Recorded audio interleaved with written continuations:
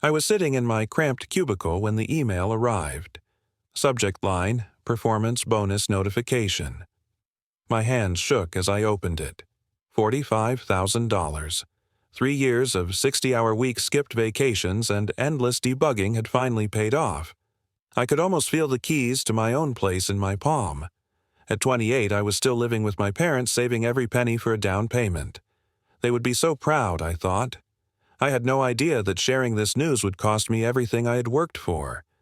Before I tell you how my own father tried to steal my hard-earned money, I would love to know where you're watching from. Drop your city in the comments below. If you have ever dealt with entitled family members, hit that like button. And subscribe, because what happened next will show you exactly how I fought back and won. Trust me, you will want to hear how this ends. Let me back up and explain how I ended up in this mess. My name is Jonathan, and for the past 3 years I had been living with my parents in their modest ranch house on the outskirts of Portland. My dad Richard was 58. He had worked in sales for most of his life before retiring early at 53, because as he put it, he was tired of the grind. My mom, Patricia, was 56 and had been a homemaker for as long as I could remember. She spent her days watching home improvement shows and planning vacations they never seemed to take. Then there was my younger sister Stephanie. She was 24 and living in Miami with her boyfriend.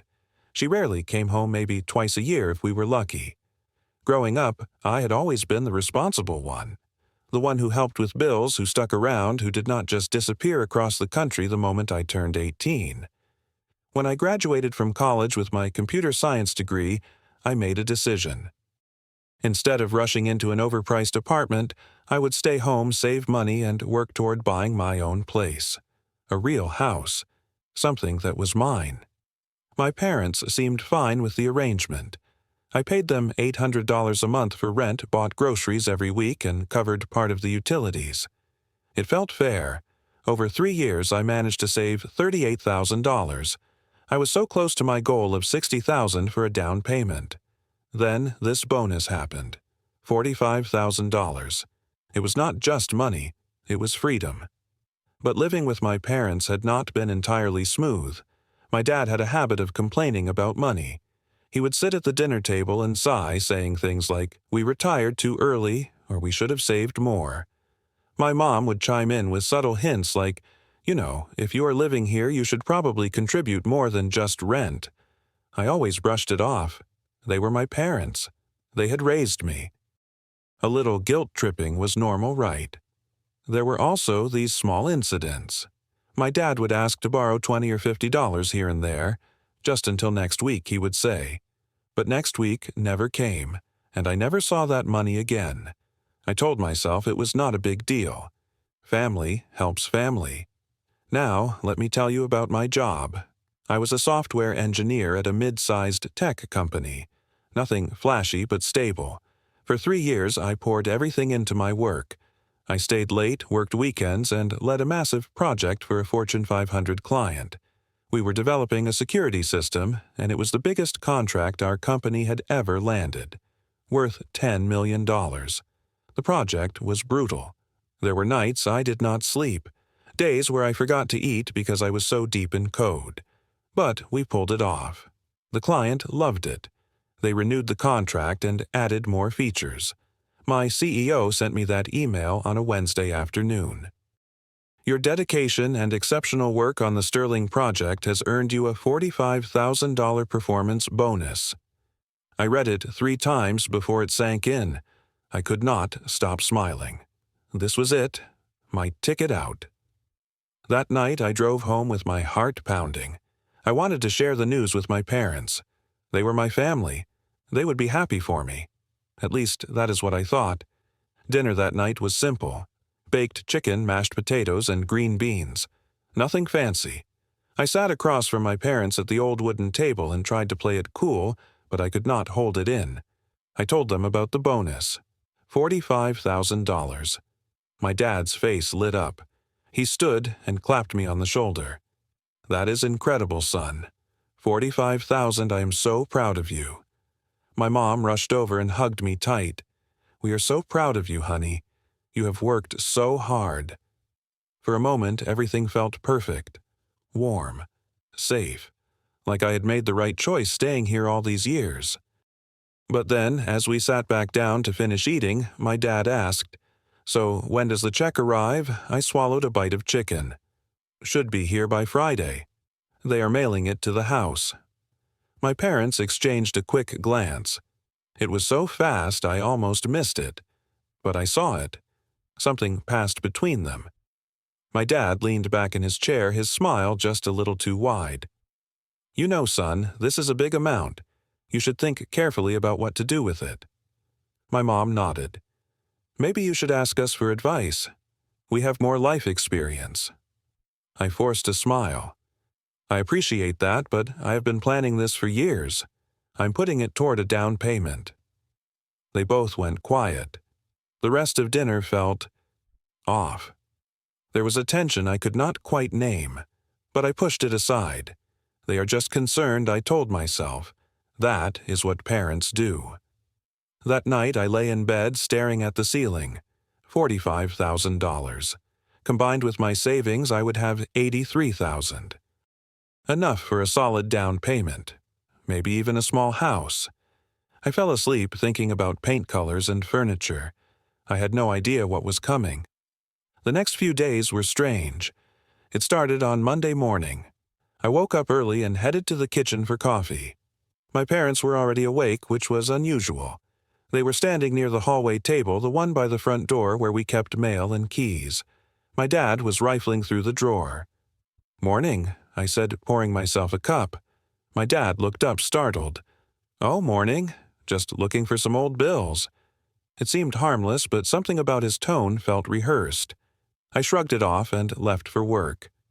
That evening, I came home earlier than usual. As I walked through the front door, I heard my parents talking in low voices in the living room. The moment I stepped in, they stopped. My mom was holding a glossy brochure. When she saw me, she quickly tucked it under a couch cushion. "Hey," I said, setting my bag down. "What are you guys up to?" "Nothing," my mom said too quickly. "Just looking at some travel ideas." I did not think much of it at the time. Tuesday was worse. My dad cornered me after dinner. "Have you thought about what you will do with the money I already told you, Dad? Down payment on a house." He frowned. "Do not you think you are being a bit selfish? We let you live here so cheaply." That word selfish hit me like a slap. I blinked. "Dad, I pay rent. I buy groceries. I help with bills. I'm 28 years old. It is time I get my own place. After everything we have done for you." He raised his voice slightly. "Raised you, fed. You gave you a roof over your head." My mom walked in from the kitchen. "We are not getting any younger, Jonathan. We deserve to enjoy life, too." I felt my chest tighten. "What does that have to do with my bonus?" She did not answer. My dad just shook his head and walked away. By Wednesday, the pressure was unbearable. My dad started making suggestions. "You could give us $20,000. You would still have 25 left. That is plenty for you." I stared at him. "Dad, I need this money for my future." He leaned in closer. "We have always wanted to take a luxury cruise. We never got to because we spent everything raising you and your sister." Then came the guilt trip. "Your sister never helps us. You are our only hope." I felt anger boiling up, but also guilt. Was I being selfish, too? I shook my head. "I really need this money, Dad. I'm sorry." His face went red. "I see how it is. You have become one of those selfish millennials." He stormed out of the room, leaving me standing there shaking. Thursday was quieter. Too quiet. My parents barely spoke to me. I felt like I was walking on eggshells in my own home. Well, their home. Friday morning, I left for work early, 7 in the morning. The check was supposed to arrive that day, and I did not want to be around when it did. I spent the whole day at the office anxiously checking my phone. No calls, no texts. When I got home at 6 in the evening, the atmosphere in the house was suffocating. My parents were sitting in the living room, both of them smiling way too wide. On the coffee table sat that same glossy brochure I had seen earlier. Next to it, their laptop was open to a cruise booking website. "Did my check arrive?" I asked, my voice tight. My dad smiled. "Oh, yes, it did." I felt my stomach drop. "Where is it?" My mom waved her hand dismissively. "It is safe. Do not worry." My dad gestured to the couch. "We need to talk, son. Sit down." I did not sit. "Where is my check?" He stood up, his expression hardening. "Your mother and I have made a decision. We are taking $25,000 from your bonus." I felt like the floor had disappeared beneath me. "What, you cannot do that. It is my money." My dad crossed his arms. "You live under our roof. That check came to our address. Legally, we could claim we thought it was ours." I could not breathe. "You opened my mail." He ignored me. "We have already booked a 2-week Mediterranean cruise. Leaves in 3 weeks. Cost is $26,000. My mom stood up beaming. "We used your credit card that you left here last month to hold the reservation. We will pay the rest with your check." My hands clenched into fists. "You used my credit card without my permission." My dad stepped closer, his voice cold. "We raised you for 18 years. This is the least you can do to pay us back." My mom nodded. "We sacrificed everything for you and Stephanie. Now it is our turn." I felt tears stinging my eyes, but I refused to let them fall. "That is not how this works. You cannot just take my money." My dad's jaw tightened. "Watch your tone. As long as you live here, you follow our rules." I looked at them both. These were the people who raised me, who I trusted. And now they were standing in front of me completely unbothered by what they had done. My mom actually smiled and said, "You are being ungrateful. Most parents would take it all." Something inside me broke. Not in a sad way, in a clear way. I saw them for who they really were. They did not see me as their son. They saw me as a paycheck. I took a deep breath. "Where is the check?" My dad smirked. "Somewhere safe. You will get what is left after we book everything." I nodded slowly. "Okay." They both seemed surprised by my calm reaction. My dad actually patted my shoulder. "I knew you would come around. Family always comes first." I went to my room and closed the door. That night I did not sleep. I sat on my bed, phone in hand, thinking. They had my check. They had used my credit card without permission. They had read my private mail. They had planned this whole thing. But there was one thing they did not know. That check had not been cashed yet. An idea formed in my mind. It was risky. But it was my only shot. Saturday morning, I went downstairs and ate breakfast with my parents like nothing had happened. My dad smiled at me. "You are being mature about this." "Good." I just nodded. My mom poured herself more coffee. "We will bring you back a souvenir from Greece." I forced a smile. "Sure, Mom." Inside, I was screaming, but I kept my face neutral. As soon as they left the house to run errands, I locked myself in my room and called my company's HR department. It was 8 in the morning on a Saturday, but I knew someone would be there. We had 24/7 support for payroll issues. A woman named Lisa answered. "Hi, this is Jonathan from the engineering team. I have an urgent issue with my bonus check." "What is going on?" she asked. I explained the situation carefully. "There has been a family emergency. The check was sent to my parents' address, but I need to change my official address immediately.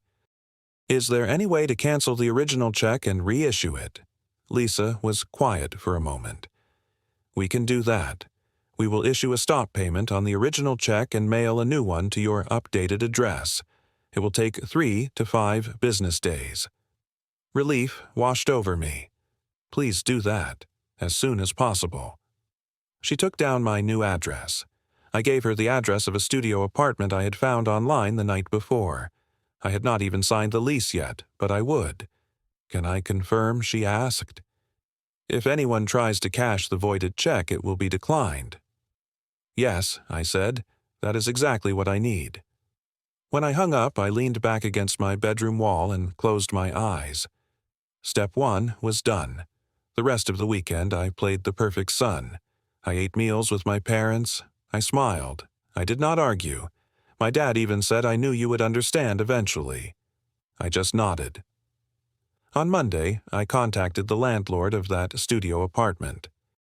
It was small, just one room with a tiny kitchen and bathroom, but it was 10 miles away and available immediately. "I need to move in by Wednesday," I told him. He hesitated. "I will need first month last month and a security deposit. That is $3,600. "I will transfer it today," I said. "I used money from my savings. It hurt to watch my account drop, but it was worth it." Monday afternoon, I called HR again. "Has the new check been issued?" Lisa confirmed. "Yes. We sent it via overnight delivery to your new address. You should receive it by tomorrow. And the old check completely voided. It is worthless." I smiled for the first time in days. That evening, I rented a small U-Haul van for Tuesday night. My plan was simple. Wait until my parents went to bed. Pack everything. Leave. I did not have much. Clothes, my laptop, a few boxes of books, some personal items. I could do it in 3 trips. Tuesday night felt like the longest night of my life. My parents went to bed at 10 like always. I waited until midnight. Then I started moving. I carried everything down to the van as quietly as possible. My heart pounded with every step. I kept expecting my dad to appear in the hallway, but he never did. They were probably dreaming about their cruise, about spending my money. By 2 in the morning, my room was empty. I stood there one last time looking around. 3 years I had lived in this room. 3 years I had trusted them. I did not feel sad. I felt free. I locked my bedroom door from the outside and walked downstairs. I placed my house key on the kitchen table. Next to it, I left a note on a piece of paper. "I have moved out. Do not contact me." Then I got in the van and drove away. The streets were empty. The sky was just starting to lighten. When I pulled up to my new studio, the sun was rising. Wednesday morning at 8, my phone started ringing. I let it ring twice before answering. "Where the hell are you?" my dad shouted. "Your room is empty." "I moved out," I said calmly. "You cannot just leave. We had an agreement." "We never had an agreement," I said. "You tried to steal my money." There was silence. "Then we are going to the bank today to cash your check." I smiled. "Go ahead. Try it. What I called my company's HR department 4 days ago. That check has been voided. Even if you try to cash it, it will bounce." The silence on the other end was deafening. My mom's voice came through shrill and panicked. "You canceled it." "I had it reissued to my new address," I said. "I received it yesterday." My dad started yelling. "You ungrateful little—" I hung up. Then I blocked both their numbers. The first week in my studio was strange. The place was small. Just one room with a bed, a desk, and a kitchen counter. But it was mine. Nobody could take it from me. Nobody could tell me what to do with my money. At first, the silence was hard. I kept expecting to hear my dad's voice or my mom's footsteps, but they were not there, and slowly that silence became peaceful. My parents tried to reach me. They texted from different numbers. Messages like, "You are destroying this family and we cannot afford the cruise now. It is your fault and you owe us for raising you." I read every message, but I did not reply. Then my sister Stephanie called. "What happened?" she asked. Mom called me crying. I told her everything. The check, the credit card, the cruise, the way they had tried to guilt me into giving them my money. "Oh my God," she said. "I had no idea they were like that." "I'm so sorry, Jonathan." It was the first real conversation my sister and I had in years. She told me she had always felt invisible growing up, that our parents never asked her for money because they knew she could not give it. I realized we had both been dealing with their manipulation in different ways. I deposited the $45,000 check into a new savings account. Combined with the $34,000 I had left after paying rent, I now had $79,000. It was more than enough for a down payment. But I decided not to rush. I would stay in the studio, save more, invest wisely. 2 months later, I started seeing a therapist. I told her about the guilt I felt. Was I wrong to refuse to help them? She looked at me seriously. They tried to steal from you. That is financial abuse. Hearing that word abuse attached to my parents was shocking, but it was true. I learned to set boundaries. I learned that family does not have an unlimited right to your money. I learned that loving someone does not mean letting them take advantage of you. I started building a new life. I joined a meetup group for developers. I made friends at work. I even started dating a woman named Sarah. We met at the gym. She had her own story about a toxic family. For the first time in my life, I felt understood. My sister visited me at the studio. We sat on my tiny couch drinking coffee. I always felt like the invisible child, she said. They never asked me for money because they knew I could not give it. We talked for hours. About our childhood. About the guilt. About how we had both been shaped by parents who saw their children as resources instead of people. You did the right thing, Stephanie said. I am proud of you. 6 months after I moved out, I sat on my small balcony with a cup of coffee watching the sunset. I thought about everything that had happened. The betrayal, the fear, the anger, and now the peace. My parents stopped contacting me after 3 months. Stephanie told me they were still angry, still convinced I had ruined their lives. But I did not hate them. I did not even feel angry anymore. I had forgiven them, not for their sake, for mine. So I could move forward without carrying the weight of resentment. I learned something important through all of this. Blood does not entitle anyone to your hard-earned money. Family should support you, not exploit you. Setting boundaries is not cruel. It is necessary for survival. Sometimes the bravest thing you can do is walk away from people who only see you as a resource. That $45,000 was not just a bonus. It was a test. And I passed. Now I am building a life where my worth is not measured by what I can give others, but by how much I value myself. I opened my laptop and started writing an email to a realtor. It was time to start looking for a real home, not just a place to stay, a place that belonged to me. Have you ever had to set boundaries with family members who felt entitled to your money? Drop your story in the comments. I would love to hear how you handled it. If this story resonated with you, please hit that like button and share this video with someone who needs to hear it. And do not forget to subscribe for more real-life stories about standing up for yourself. Thank you for listening. I hope my story helps you find the courage to protect what is yours. Stay strong, and remember you deserve to build the life you have worked for.